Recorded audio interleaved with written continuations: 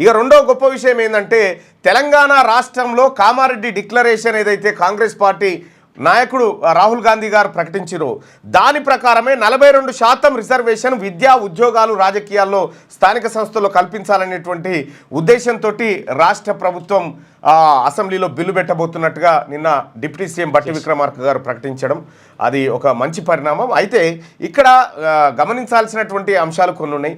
So చట్టసభలో bill పెట్టి కేంద్రంతో కొట్లాడైనా సరే పార్లమెంట్లో ఆ బిల్లును పాస్ చేసుకోవాల్సినటువంటి బాధ్యత మనందరి మీద ఉంది. సో ఇక్కడ ఇప్పటి వరకు బీసీలకు అడ్డుగా నిలిచింది ఒక సుప్రీంకోర్టు తీర్పు మాత్రమే. ఆ సుప్రీంకోర్టు తీర్పు కూడా ఎప్పుడు ఎగిరిపోయింది. మనం ఒకసారి ఇప్పుడు ఉన్నటువంటి ప్రస్తుతం రిజర్వేషన్లు చూస్తే సుప్రీంకోర్టు ఏమన్నది 50% దాటొద్దు రిజర్వేషన్లు అని చెప్పింది. 52 సార్లు దాటిపోయింది. 2 సార్లు 50 దాటిపోయింది. ఎప్పుడో ఒకటి ఎస్టీల రిజర్వేషన్ 10% చేసినప్పుడు పెరిగింది. ఆ తర్వాత ఈడబ్ల్యూఎస్ మళ్ళీ 10% పెరిగినప్పుడు మళ్ళీ పెరిగింది. ఇప్పుడు దివ్యాంగులకు సంబంధించి కూడా 5% రిజర్వేషన్ ఉన్నది, స్పోర్ట్స్ కోటా ఉన్నది. ఒకవేళ ఇప్పుడు 4% అంటే ఒకటి ఏంటంటే బీసీలకు రిజర్వేషన్లు ఇచ్చే కాడ కోర్టులు కూడా మీరు ఏది ఈ పక్షపాత ధోరణి వహించకుండా ఈడబ్ల్యూఎస్ అయితే వెంటనే ఇంప్లిమెంట్ చేసుకుంటట్టు బీసీలకు రిజర్వేషన్ ఇప్పుడు వాస్తవానికి తెలంగాణ రాష్ట్రంలో దక్కాల్సింది ఎవరికి, దక్కుతున్నది ఎవరికి మనం ఒకసారి చూద్దాం.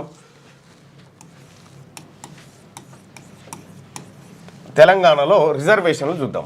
ఇక్కడ ఎస్సీ షెడ్యూల్ క్యాస్ట్కి 15% ఇస్తున్నాం. తర్వాత ఎస్టీ షెడ్యూల్ ట్రైబ్స్కి 10% ఇస్తున్నాం.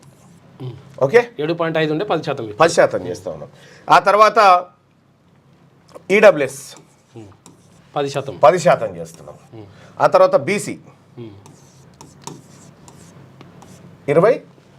ఇప్పుడు స్థానిక సంస్థలు అయితే 23, ఇక్కడైతే 27 అంటే 29 అంటున్నారు. సో ఇప్పుడు 40% ఇచ్చారు అనుకుందాం, 42 ఇచ్చారు అనుకుందాం, 42% ఇచ్చారు అనుకుందాం. ఇది కాకుండా ఇంకొకటి ఉంది, అదే ఏది పిహెచ్ ఫిజికల్లీ ఛాలెంజ్ వాళ్ళు ఉన్నారు కదా, వాళ్ళకు 4%. ఆ తర్వాత స్పోర్ట్స్ కోటా వాళ్ళు ఉన్నారు కదా, వాళ్ళకు 1% అది ఉంటుంది. స్పోర్ట్స్ వాళ్ళకి 2%. ఎన్సీసీ అన్నీ ఉంటాయి. ఇక దీంట్లో ఒక్కసారి చూస్తే మనము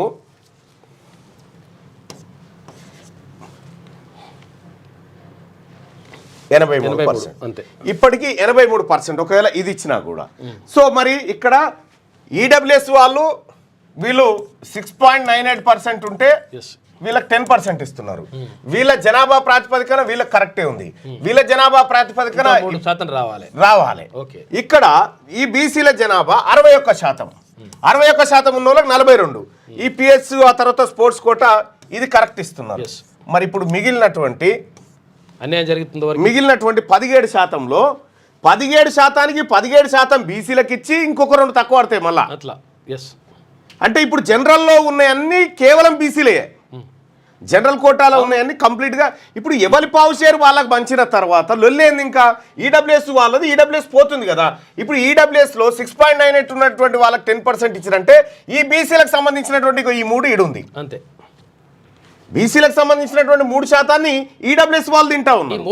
3 ఉన్నది, తర్వాత 17 ఉంది. ఇక్కడ 17 జనరల్ కోటా ఉంది. 20%. అయితే ఇప్పుడు నేనేమంటున్నా, గవర్నమెంట్కి చేసేటువంటి రిక్వెస్ట్ ఏంటంటే 42% మనం అనుకుంటున్నాం. 42% కాదు, ఒక కమిషన్ వేయండి. రిజర్వేషన్లు ఎంత ఇవ్వాలి బీసీలకు అనేటువంటి ఒక కమిషన్ చేస్తారు. కాదు ఇది ఇస్తూనే దీన్ని ఆహ్వానిస్తూనే మళ్ళొక కమిషన్ వేసి బీసీలకు రిజర్వేషన్ ఎంత ఇవ్వాలంటే వాళ్ళు 61% అని చెప్తారు. ఈ మిగిలినటువంటి రిజర్వేషన్ అంతా బీసీలదే. ఇప్పుడు మా ఎస్సీ సోదరులకు కొంత పెరుగుతుంది, ఎస్సీ సోదరులకు కొంత పెరగాల్సిన అవసరం ఉంది, వాళ్ళకి పెరుగుతుంది. కానీ ఏది జనాభా ప్రాతిపదికన ఇక్కడ భారత రాజ్యాంగంలో ఎక్కడ కూడా 50% స్లాబ్ అనేది లేకపోతే ఇందిరా సహాని కేసులో 35 ఏళ్ల కింద వేసింది ఆమె కేసు. 35 ఏళ్ల కింద కేసు వేస్తే ఇప్పటిదాకా ఆ కేసు అట్లే ఉంది. అయితే మరి ఈ స్లాబులు దాటిపోయినాయి కదా, 50% దాటినాయి కదా అని బీసీలు కేసు వేస్తే అవి బెంచ్ మీదకి రావు. ఎందుకంటే బీసీ జడ్జెస్ ఉంటారు కదా, బీసీ జడ్జిలు ఉండరు, ఈ మొత్తం అప్పర్ క్యాస్ట్ ఉంటారు కాబట్టి వాళ్ళు రానియరు బెంచ్ మీదకి. మనం 6 నెలల కింద ఇచ్చినటువంటి తీర్పునే ఇప్పుడు సవరించుకుంటున్నాం. 35 ఏళ్ల కింద ఇచ్చిన తీర్పుని ఇప్పటిదాకా ఎందుకు సవరిస్తలేదు సుప్రీంకోర్టు? సుప్రీంకోర్టు బీసీలకు ఒక శత్రువుగా మారిపోయినటువంటి పరిస్థితి కనిపిస్తూ ఉంది ఈ రిజర్వేషన్ల విషయంలో. అందుకోసమే వీటిని సరిదిద్దాల్సినటువంటి అవసరం ఉంది. సుప్రీంకోర్టు కూడా బీసీలకు రిజర్వేషన్లు ఇచ్చే కాడ ముందు మీ కోర్టులలో బీసీలకు రిజర్వేషన్ ఉందా? ఈ జుడిషియరీలో బీసీలకు రిజర్వేషన్ వాటా దక్కాలి. మహిళా రిజర్వేషన్ ఉందా? మహిళా రిజర్వేషన్ ఉందా? పోనీ 33% ఇవ్వాలి మహిళలకని సుప్రీంకోర్టు చెప్తా ఉంటుంది. 33 మంది మహిళా జడ్జిలు ఉన్నారా మన తానా? సుప్రీంకోర్టులో కానీ హైకోర్టులలో కానీ వివక్ష అనేది మీ తానే పెట్టుకొని మళ్ళీ ఇక్కడికి వచ్చేసరికి బీసీల దగ్గరకు వచ్చేసరికి అమ్మో ఇది దాటకూడదు, ఏడా రాజ్యాంగంలో ఏడా రాసిలేదే 50% స్లాబని. మరి రాసిలేని దాన్ని కొత్తగా సృష్టించి మీరు ఆపగలిగిర్రు. ఇప్పుడు బీసీల కోసం చట్టాలు సవరించాలి, బీసీల కోసం చట్టాలు సవరించాలి, పార్లమెంట్లో సవరించాలి. కాబట్టి బీసీలకు ఏదైనా మంచి చేద్దామంటే అడ్డుకోవడానికి అటు పార్లమెంటు, ఇటు కోర్టులు, ఇటు అప్పర్ క్యాస్ట్ ప్రభుత్వాలు ఇవి తగిలినాయి. ఇప్పుడు తెలంగాణ రాష్ట్రంలో అసెంబ్లీలో బిల్లు పెడితే ఓ గండం గట్టెక్కుతుంది, బీసీలకు ముందుకు పోతుంది. 42% ఎంత అనేది పోతుంది.